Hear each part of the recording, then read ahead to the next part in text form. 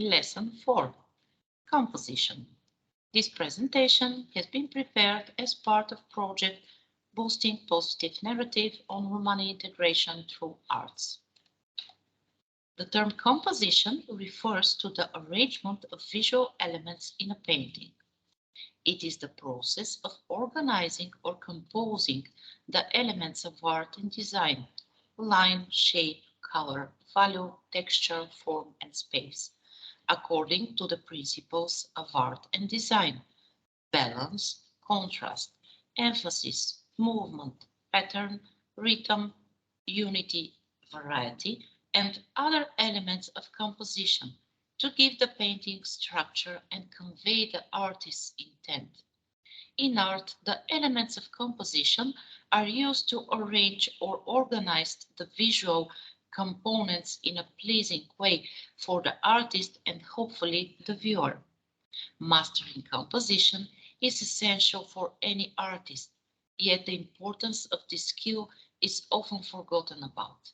A poor composition can affect the whole artwork, so either careful planning or a great sense of intuition is necessary when putting a paintbrush to canvas.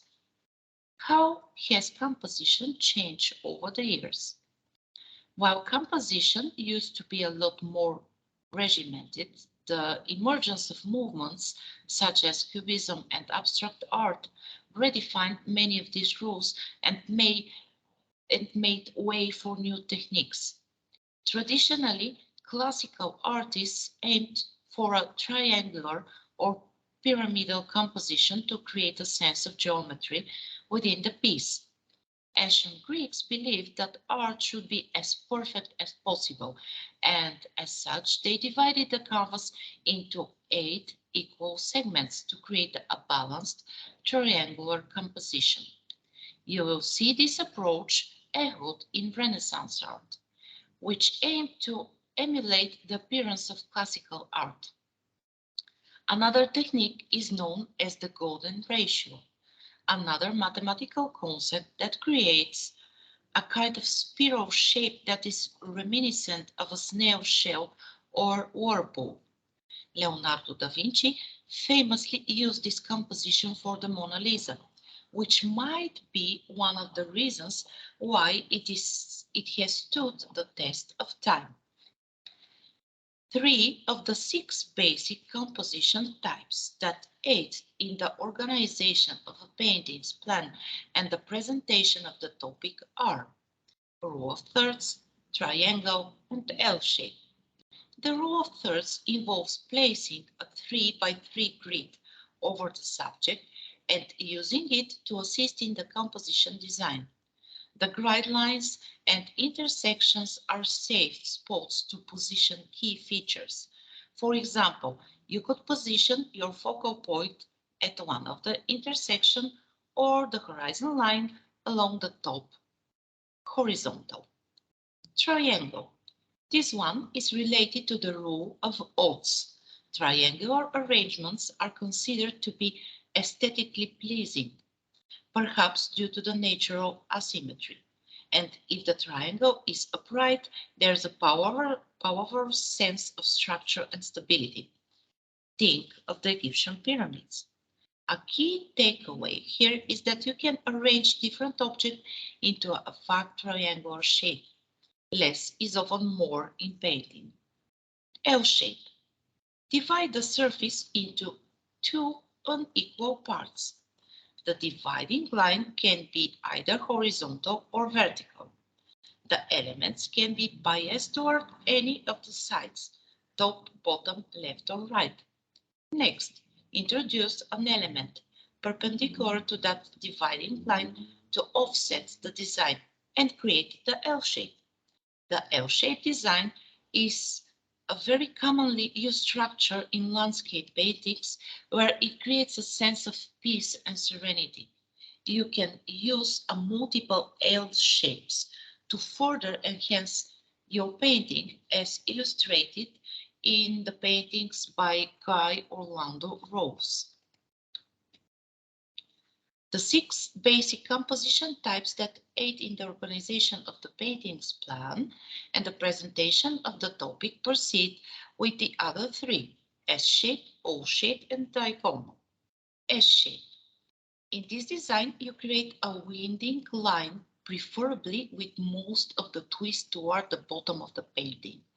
This offsets the painting's design, and the S-shape will draw your eyes into it.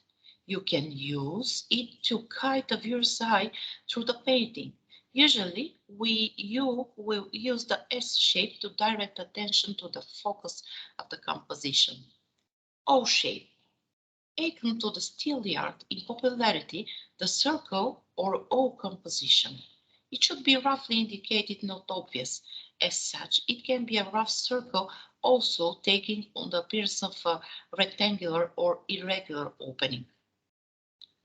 The U-shape is also a visible influence, suggested by a lateral ground plane and 2 vertical planes. Diagonal. Diagonal lines in paintings are great for creating a dynamic design. They create tension and thus a visual interest in a painting that is different from horizontal and vertical lines. The following are some of the most common elements of composition: unity, balance, movement, and rhythm. Unity. Do all the elements of the composition feel as if they belong together, or is there something that feels clumsy and out of place? Unity is a combination composition method where the artist is trying to evoke feelings of completeness or equilibrium from the viewer by the placement and positioning of its different elements. Unity and variety go hand in hand, the main difference between the two being the feeling the artwork may convey to the viewer.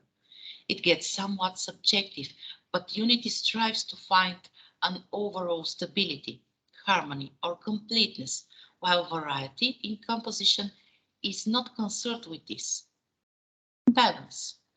The impression that the painting feels right and is not heavier on one side is called balance. A symmetrical design generates a calmer atmosphere, whereas an asymmetrical configuration creates a more dynamic one. An unbalanced picture produces a feeling of discomfort.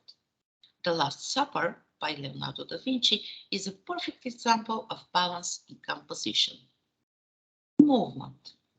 The arrangement of items, the location of figures, and the flow of a river are all examples of how to create a sense of movement in a painting. Leading lines, a photography phrase that can be applied to painting, can be used to guide the viewer's eye into and around the painting. Leading lines can be actual lines such as fence or railroad lines, or suggested lines such as a row of trees, a stone curve, or circle. Typically, movement makes art feel more alive or action-oriented. An example is Starry Night by Vincent van Gogh. The entire painting is very flowing and fluid. The brush strokes create lines in the sky which lead the eye through the upper painting, hills, village, and even the tree. What other painters might have painted in a more static way, Van Gogh gives life and energy. Rhythm. A piece of art might have a rhythm or underlying beat that directs your eye to observe the artwork at a certain rate, like how music does. Look for repetitive color and huge underlying shapes, squares, triangles, etc. Rhythm does not need a main or final focal point in the artwork. Focus or emphasis. The viewer's eye eventually wants to rest on the painting's most significant item or focal point.